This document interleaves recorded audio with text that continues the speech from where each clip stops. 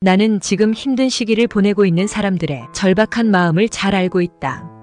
나의 지식과 경험, 깨달음, 노하우가 그들에게 미약 하나마 위안과 평화, 삶의 희망을 가져다 주었으면 하는 바람에서 이 책을 쓰고 있다. 우리는 모두 사후 세계에서 이번 생을 계획하고 왔다.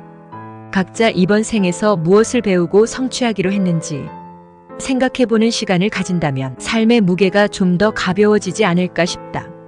죽음 이후의 세계는 정신의 세계, 즉 영성의 세계다. 그래서 이번 생이 처음이자 마지막이라고 믿는 보통 사람에게 죽음 이후에 일어나는 일들을 설명하거나 이해시키기는 너무나 힘들다. 아니, 불가능하다고 말하는 게 정확할 것이다. 육신의 옷을 입고 있는 인간으로 사는 지금, 죽음 이후의 세계에 대해 알고자 한다면 영성의 눈이 뜨이거나 영안이 열려야 가능하다. 스베덴보리는 사후 세계에서 세상에서 예기치 않은 집단적 재난을 당해 정령계로 넘어온 일가족을 만난 일이 있다.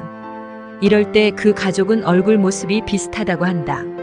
가족은 정령계에서 한 곳에 모여 지내는 편인데 한눈에 지상계에서 가족이었음을 알 수 있다는 것이다. 하지만 한 가족도 정령계에서 시간을 보내며 서서히 얼굴 모양의 변화가 생기게 된다. 또한 가족들은 모두 같은 곳으로 가는 게 아니라 각자 다른 곳으로 흩어진다고 한다. 인간으로 살 때 조화롭지 못했던 가족은 사후 세계에선 함께 하지 못한다. 정령계와 영계, 즉 영적 세계는 조화의 법칙에 지배받는다. 같은 기질의 영혼들끼리 어울리게 되는 것이다. 따라서 부부간에, 부모와 자식 간에 조화롭지 못하다면 사후의 다른 세계에서 다시 만날 일은 없다. 스베덴보리는 지상계와 마찬가지로 영계에도 무수히 많은 단체가 있다고 말한다. 어떻게 보면 영계에서의 삶이 지상계에서의 삶보다 더 바쁘다고 한다. 이 세상에서는 아무리 꼴보기 싫고 죽도록 미운 사람일지라도 억지로 참으며 관계를 이어가야 한다. 하지만 영적 세계에서는 그렇지 않다. 서로 조화되지 않는 존재들끼리 함께하는 일은 없다. 지금의 가족 중 서로 맞지 않고 상처를 주는 사람이 있다면 사후 세계에선 함께하지 않게 될 것이다. 돌아가신 어머니를 위해 기도하면 도움이 되나요? 작년에 아버지께서 자살하셨는데 매일 드리는 기도가 도움이 될까요? 나에게 이렇게 물어보는 사람들이 있다. 이 질문에 대한 답은 도움이 될 수도 있고 안 될 수도 있다는 것이다. 조금 더 쉽게 설명하자면 돌아가신 분이 생전에 영성과 사후 세계를 공부했는지, 어떤 업보를 지었는지, 세상을 떠날 때 어떤 모습이었는지에 따라 기도의 효과가 다르다는 말이다. 사람이 죽으면 영혼은 자신의 육체에서 3일 정도 시간을 보낸다. 그리고 인도령의 도움을 받아 정령계로 떠날 준비를 한다. 그런데 생전에 너무나 나쁜 죄를 많이 지었다면 저승으로 가 염라대왕 앞에서 심판받고 지옥에 떨어지지 않을까 걱정한다. 그래서 너무나 두려운 나머지 저승으로 가는 발길이 떨어지지 않는다. 결국은 가지 않고 만다. 이외에도 이승에 대한 미련이 많은 영혼, 억울하게 죽은 영혼은 이곳을 떠나지 못한다.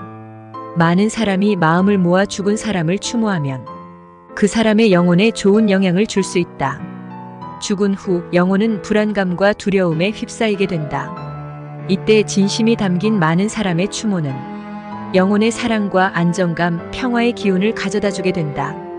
이는 죽은 사람의 나쁜 기운을 어느 정도 소멸시켜 줄 수 있다. 그러면 죽은 사람은 훨씬 가벼운 마음으로 사후 세계로 건너갈 수 있다. 그러지 않고 죽은 사람이 안 좋은 기운을 계속 갖고 있으면 사후 세계로 건너가지 못하게 된다. 가족과 친지들, 친구들, 그 외 많은 사람이 그를 위해 기도하면 그 기운이 사자에게 전달된다. 그들의 마음과 좋은 에너지가 사자에게 가닿는 것이다. 무거웠던 마음이 좀 더 가벼워져 뒤를 돌아보는 횟수가 줄어들게 되는 것이다. 49제와 천도제를 지내는 이유가 이와 같다고 보면 된다.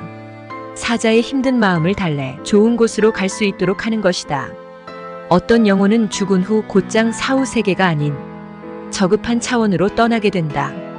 지상계에 있는 인간이 죽은 사람을 위해 기도하는 경우 기도의 효과를 가장 크게 볼 수 있는 때는 아직 사후 세계로 넘어가지 않았을 때다. 그런데 영혼이 지옥과 같은 저급한 차원으로 간 상태라면 기도의 효과는 나타나지 않는다. 우리가 사는 지상계뿐만 아니라 사후세계에서도 아무리 큰 잘못을 저지른 영혼이더라도 속죄의 기회는 주어진다. 어떤 영혼이 아무리 큰 죄를 지었다고 하더라도 자신이 저지른 잘못에 대해 속죄한다면 다시 인간으로 환생하는 기회를 부여받는다. 패자부활전이 가능하다는 뜻이다. 나는 돌아가신 분을 지나치게 애도하고 추모하는 사람들에게 이렇게 조언한다. 돌아가신 분에 대한 과도한 애도와 추모는 그분을 더 힘들게 합니다. 저승에 가 있는 그분을 다시 이승으로 부르는 것과 같기 때문입니다. 살아있는 사람과 죽은 사람 모두에게 좋지 않습니다.